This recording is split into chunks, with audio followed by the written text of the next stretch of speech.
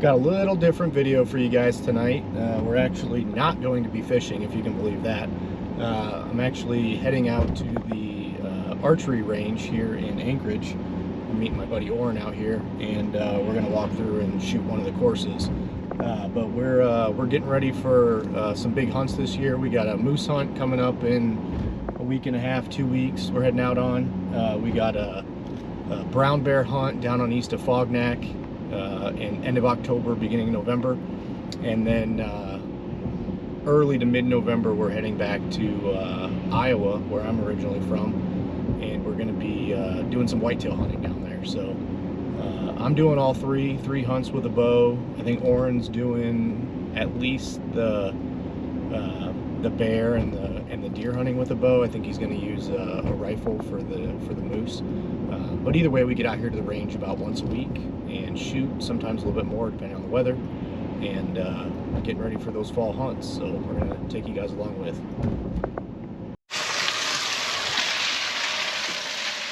Oh, here's the great hunter pulling up in his EV.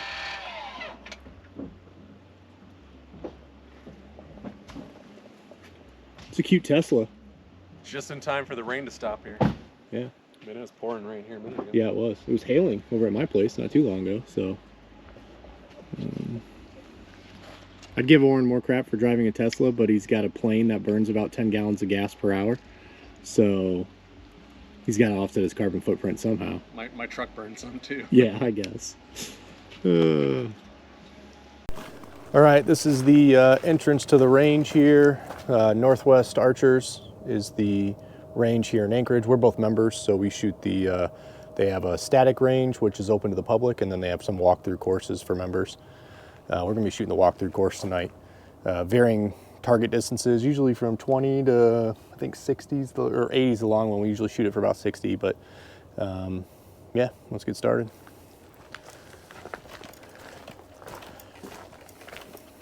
All right, first target here, guys. This is a 40-yarder. First target, let's talk about the first hunt. So we're going moose hunting. We're planning on leaving in about a week, so next Thursday or Friday, probably 14th or 15th. Yeah, really weather dependent because we got to fly quite a long ways. Yeah. It's like 5 hours of flying. So. Yeah, about five and a half, depending on the route we have to take, depending on the weather. And but we're heading out there, and we're planning on being out for what, about 10 days? Yeah, 8 to 10 days, so. depending on weather and conditions, and maybe we'll each get a moose right off the bat, or maybe we'll have to work at it a little bit, but we'll make it happen either way. We'll make it happen either way. I'll just be taking a rifle, and I'm gonna see if I can call another one in for Josiah here. If he can do that, then we'd be in business. Yeah. But I'll be bow hunting on that, so goal for me is to really get a moose up close and take him with the bow and get some good footage. All right, walking up the first target here. Orin beat me. 40 yards. I'm gonna take it though, because first hunt's a moose, and honestly, if you hit anywhere within that hit white this piece of cardboard, hit that piece of cardboard, that moose is pretty much dead. So yeah. I'm gonna count it as a win. So we're leaving in about a week. We'll be leaving out of Anchorage. We're flying, Orin's flying, so taking Orin's plane, Olivia, and flying her out towards the Antioch area. We're gonna be hunting relatively close to the Yukon. But we got a few spots picked out, and plan is to get out there hopefully in a day. And we've been having some bad weather, so it might take 2 or 3. Yeah, it could take longer than a day, maybe 2 days, hopefully not more than that, just because the weather's been so bad. It's literally been raining almost nonstop. And kind of our biggest problem is getting through. We got to be able to get through the Alaska range, but the weather here in South Central is different from out west, and that was not a good shot. It was different out west. I'm too busy talking, not paying attention to shooting. It was a good line though. A good line, just low. You know, I might have shot it for 40 instead of 45. I think so. Yeah, anyway, so it might take a day to get to one spot, and then we just have to stop for a little bit and then camp out under the wing and wait till the weather gets better and then head the rest of the way. And usually it gets better in a day, 12 hours or so, and then you get a window and you can make a go of it. Yeah. So, but we're just going to be safe and make it out there. And the biggest battle, I think, is going to be making it out there. Once we get out there, I suspect there's going to be quite a few bull moose to pick from. Oh, yeah, definitely. Yeah, so so the game plan, we'll get out there, and then first order of business is going to be get the plane tied down. Want to make sure she's secure up on one of the ridges we're going to be landing on, and then from there we'll just get ready. You can't shoot the same day you fly, so there's like an ethical hunting thing where you can't just find a moose and then fly around till you see one and then land and go shoot them. So you got to wait till the next day. So we're gonna land, maybe do some glassing, maybe some calling, and then hopefully we'll stumble on a big bull, or there'll be another one that we spotted there as we were flying in. Hopefully it'll be there the next day. Yeah, so it should be good. As long as the weather will cooperate. That's kind of the biggest battle during moose season. The weather just kind of turns. Not so great. Low ceilings, lots of rain. Which we've already got the rain, so hopefully that's not going to continue. So, but last year it rained nonstop. End of July, all through August, all of September. Everybody's hunts were ruined. It was impossible to do anything last fall. Yeah, it's tough. Hopefully that's not going to be the case this year. The fun part is you hear people complain about gas. Well, the gas out there is it's $11 a gallon right now for avgas. So, at Antioch, right?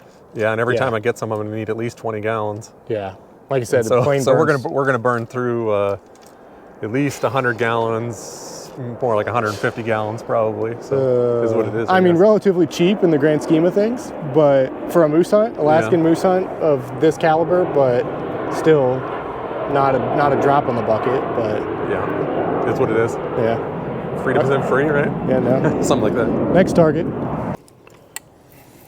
So we were originally planning on leaving on the 15th for the hunt.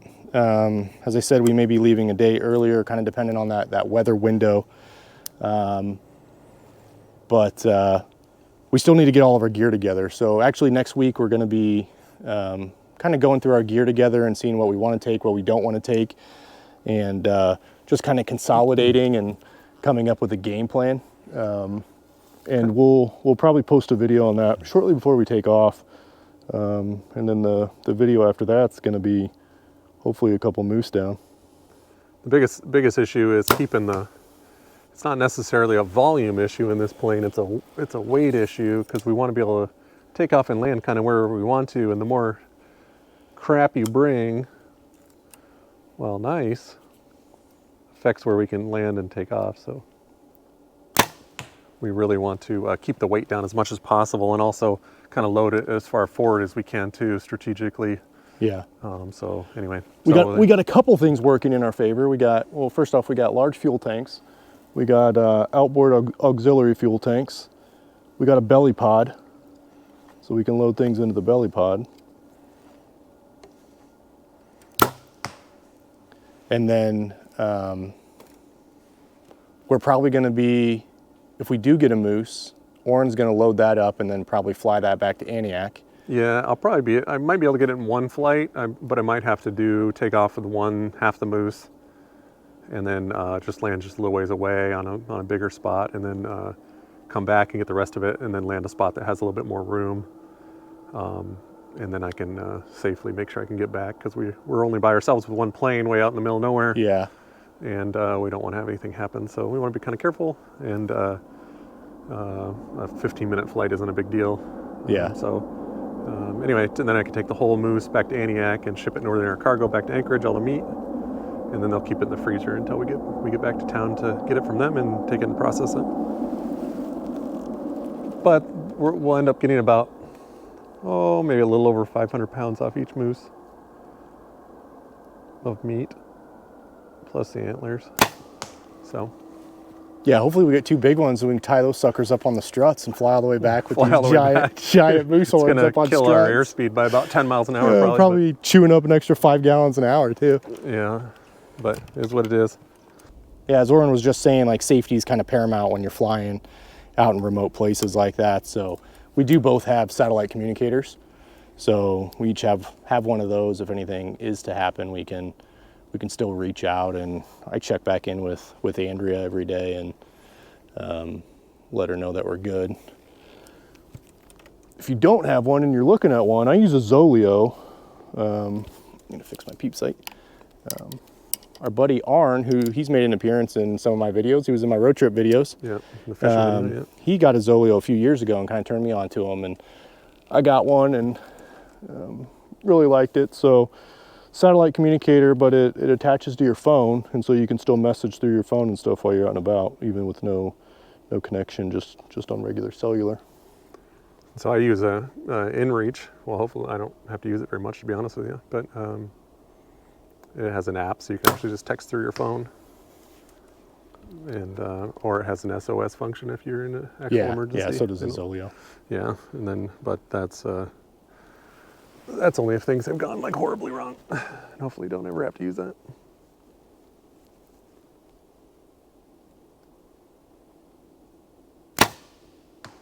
Nice. Walking to the next target here, and there's quite a few moose rubs on this outer edge. So we're out at Kincaid Park, but the park butts up against airport property. So that's actually the fence that is part of the airport, or part of the property the airport owns. Anchorage International. Yeah, Anchorage International. And so the moose are kind of, I'm sure there's some holes in the fence somewhere, but there's not a lot of spots for the moose to get from one side to the other, because we don't want moose walking on the runways. But as they are walking around, they like to walk these trails. We see a lot of moose tracks. Especially the later in September you get, the more you usually see some bull moose wandering around. Sometimes they won't leave you alone. Yeah. But I'd say we see moose, I don't know, maybe we average every time we come out, or, at least Pretty one. close, yeah. And a few times a year we'll run into a bear. So I've only ever seen black bears out here. I do know they have brown bears. I think there's one or two that Fish and Game have collared that den out here. Yeah, but I've never seen them. What was it? How many years ago was that? There was that lady killed out here by a brown bear. Oh, I don't recall. Might have been like 8 or 10 years ago now. I don't know if that's true. You might want to look that up. No, it's definitely true. I carry a Springfield XDM 40, so I feel confident with it for black bears, not really for brown bears. But I figure even if I do run into one of those brown bears, I just put one of those round into Orin's knee, and I'm getting away from that brown bear, no problem. Yeah, once you shoot me in the knee, give it to me, give me the rest of them, and I just need one more for myself. All right, 65-yard hill dropping away. This one's, I really like this one. This is pretty realistic for Alaska, for just like hunting in the mountains and stuff. I don't know that I ever shoot this one particularly well, but I think it's pretty realistic. It's 65 yards, it's pretty far.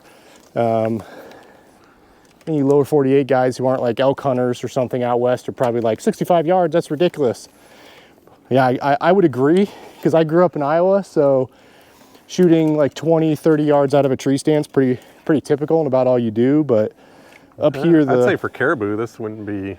No, for caribou, this is definitely longer than I like to shoot at them. Yeah. But it definitely is not outside the realm of possible. Yeah, no, not at all. You're up first this time. We like to alternate in case one of us decides one of these years that we're going to Robin Hood the other person's arrow, but it never happens.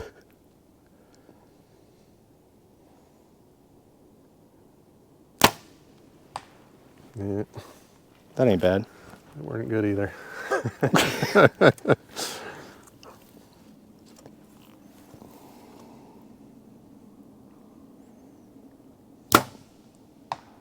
So moose hunt number 1 that we're doing this year. For September. Yeah, for September. End of October is hunt 2, and that's actually a huge hunt as far as I'm concerned. It's taken me over 15 years to draw the tag. Yeah, so. he's been putting in for 15 years, and We started putting in together as a party about 5 years ago. Yeah.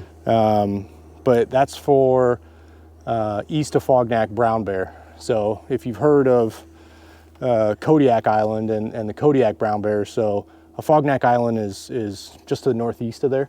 Correct. So just a smaller island off of Kodiak. They're Kodiak brown bears. Yeah, they're Kodiak brown bears. But they only give out, I think 6 tags was what they gave out this year. Yeah. So only 6 people out of the, who knows how many, I didn't look to see how many people put in. You can go on Fishing Game's website if you want to look, go for it. But it's DB261 is the tag that we drew. And I think they were only giving out 6 tags this year. So yeah, usually only about 3 or 4 of those people even hunt. Yeah. And pretty high success rate though. Should see bears every day. There's tons of bears out there. So we're gonna be doing that with bows, but we'll bring a couple 300 Win Mags with us, especially for shooting backup and following up in the bushes. They always seem to go for the thickest stuff when you shoot them. And I carry a 454 Casull, a Ruger.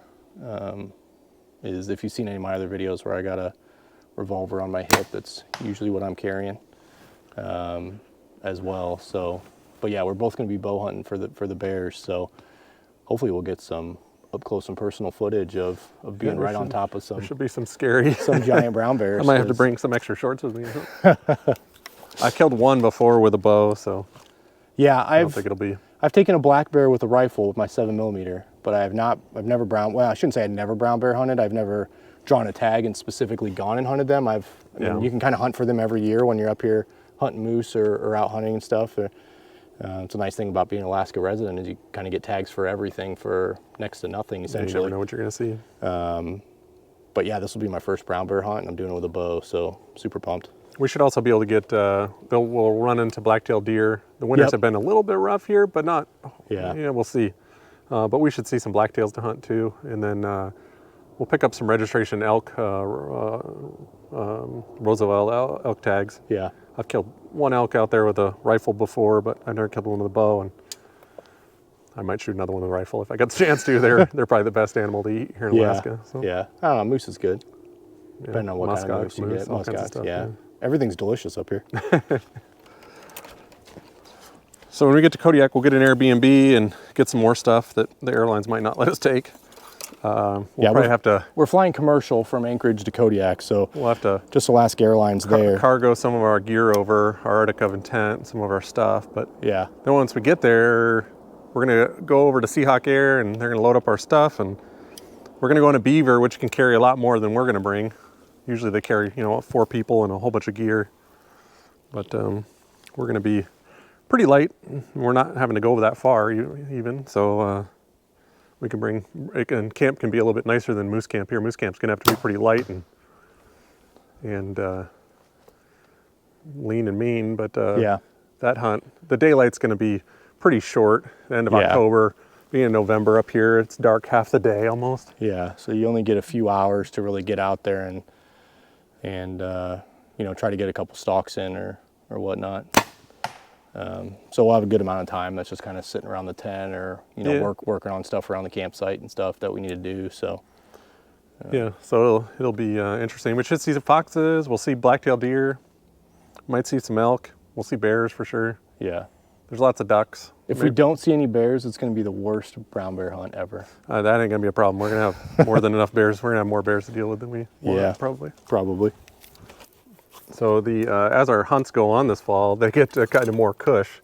Hold on. We got finished talking about the brown bear here real quick. So, 9 days? 10 days we'll be out? 10 days. Again, you can't hunt the same day you flew.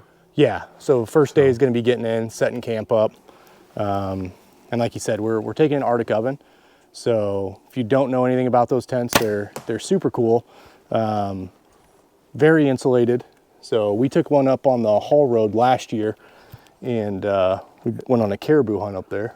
In the middle to the end of October. Yeah. And you could be in there we were in there in our long john some of the times. It would get so warm in there with just the buddy heater going. Yeah, I mean, and it was on low. So So yeah, camp should be relatively comfortable, you know, compared to what the first hunt's going to be. But yeah, get in the brown bear camp, get the camp set up, maybe do some glassing, and you know, just see if there's any big bears around. We both wanted to shoot this one low for some reason, probably because we're not caribou hunting this year. I've shot enough caribou the last few years.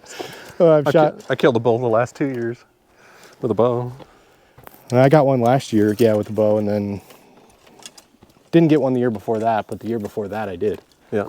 So we're gonna finish that brown bear hunt in early November, and then head back to Anchorage and take care of the hides and skulls and stuff like that, and then we're back at work for 3 days, and then and then we hop on another plane, and we're headed down to Iowa to whitetail hunt. So that's where I'm from. I grew up whitetail hunting.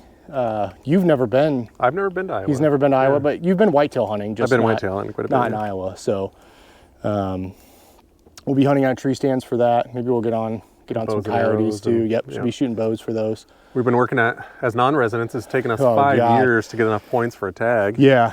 So he had 5 preference points, and I actually have 6 because I was putting in a year before, and then you and I started hunting together in about 2018, and we've damn near done every hunt together since. I think for the most part. I think maybe you've taken your boys out a couple times. I just haven't found a better hunting partner. So whatever that means.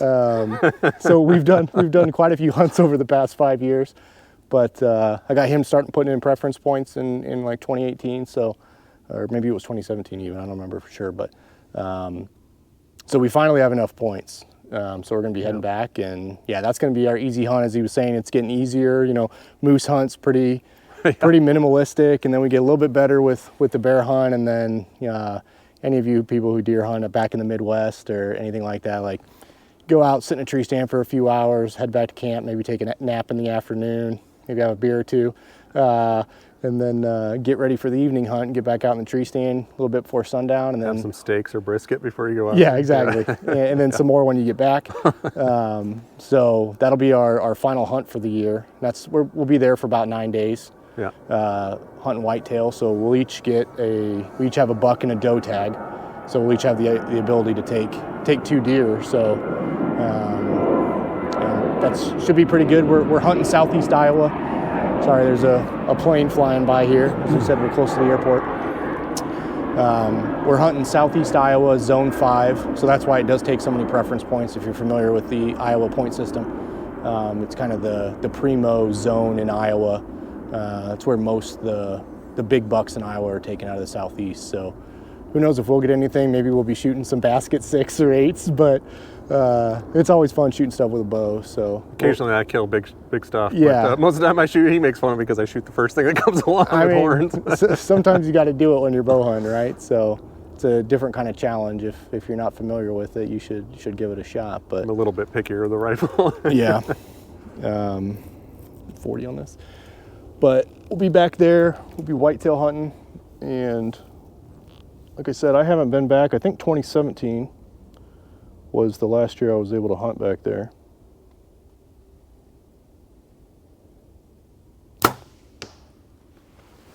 And it's because of the preference point system. So if you play the preference point game in other states, you know it's garbage. Where you have to Depends on which version they have. Well, but, yeah, I'm not. Even Iowa's getting bad now, where you have to have so many points. I used to need like 3 points, maybe 4 points to draw. Now you have to have like a minimum of 4 to 5. And there's so many states doing it that way now, where you got to buy these preference points that to hunt in some of the good areas, you will never be able to hunt in those areas. If you weren't buying in years ago, you're just screwed. Especially for sheep tags and stuff like that. Yeah, it's so unfortunate because they're just. The way they're especially sad for like my kids and stuff. They'll just never they're never going to be able to hunt stuff. They'll never even have a chance. Whereas at least here in Alaska, you have a randomized. It's totally random. Alaska has the best lottery system, in my opinion, where you have to buy a hunting license, which a lot of states do. But once you buy a hunting license, you can put in for the lottery, and it costs you either $5 per draw for that animal. You can put in for a max of 6 for most of the animals, I think, maybe even all of them. Or it'll cost you $10 for, I think, muskox. and maybe buffalo. Bison, yeah. Bison. But otherwise, it's $5 a draw. You can put in for up to 6 draws, but it's truly randomized. So, I mean, every year, I always say what is it, like second Friday of the month, usually in February is when they release the tags. And to me, that's Christmas, right? Like, basically second Christmas, yeah. If you're a hunter, like that is Christmas. People sit around their computers at work and are just constantly refreshing them, waiting to see what the draw results are. So this year we got the draw results, and Andrea and myself were actually on a cruise, or we were getting ready to leave out of Fort Lauderdale on a Caribbean cruise, and he calls me and he's like, "Did you see the draw results?" And I was like, "No, man, we just got on the ship, you know, we had a mini suite." And I was like, "No, man, we just got on." He's like, "We drew the brown bear, we drew DV261." And my wife's trying to get some videos, and our room attendant was like pouring us champagne or something. My wife's like, "Get off the phone, get off the phone." I'm like, "We just drew the brown bear tags." But I feel like she didn't understand. She doesn't get the excitement, right? So she likes the meat in the freezer, but she doesn't like everything that goes along with it. But so we got some really good hunts this year with, you know, 3 big hunts. Normally we try to do 1 or 2. We're at least 30 days into it. Yeah, I mean, yeah, we're the second round of them is going to be rough. We're going to be gone for 20 days pretty 20, much in a row almost. Yeah. It's going to be brutal. We'll see if I have a girlfriend when I get back. Yeah, well, who knows? We'll see if I have a wife. You never know. Yeah. That's a long time, but it's harder to draw some of these tags anyway. No, yeah. I'm just kidding.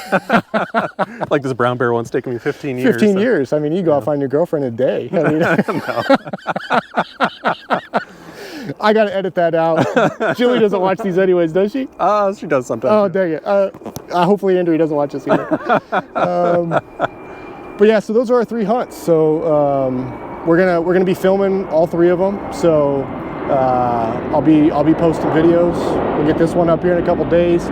Next week we are going to be doing the gear walkthrough, like I said. So that's going to be kind of the final video I post before we go out. So we'll talk about our bows real quick next week, and then just kind of have all of our gear laid out so we can kind of go through and you can see what we're taking out on more of a remote hunt where weight and things kind of matter, where you can't just pile everything in the kitchen sink in the back of your truck or something. Yeah, you got to be weight and space conscious. Yeah, so primarily weight though. There's a lot more planning. If you hunt, you know, if you have a plane or hunt that way, or have come up to Alaska and been flown out, then you get it. But you gotta like freeze-dried meals. Yeah, you gotta love freeze-dried meals. You gotta love drinking water and nothing exercise, else. being wet and cold, miserable. Being wet, time. yeah. I mean, we went on that sheep hunt. We were wet for days, 5 days, and never were dry. So. Your socks are just always wet. What pair of wet socks do you want to put on this morning? And that's usually what breaks people. Is the weather. Mental. A lot of it is mental, but the weather will break people. But it's the mentalness. You know, the mental piece of it is why they break, because they're tired of being cold. They're tired of being wet. You're sore, wet, tired, cold. Yeah. So life on the couch sounds better. Yeah. We're gonna be sore, wet, and cold probably here in about a week and a half. We're gonna be loving it. Yeah. And we'll be filming it on vacation. Yeah, on vacation. So I always say that I always need a vacation from my vacation. So usually going back to work is my break. Yeah, I'm going on a cruise in January to Mexico, so I think that's gonna be my break. Yeah. But we're gonna finish the course up here and get back. It's starting to get a little dark out, so we need to pick up the pace here. But that's going to be it for the night. So we'll see you guys next week on that gear walkthrough, and then we'll see you once we're back from the moose hunt. See you next time, guys. Later.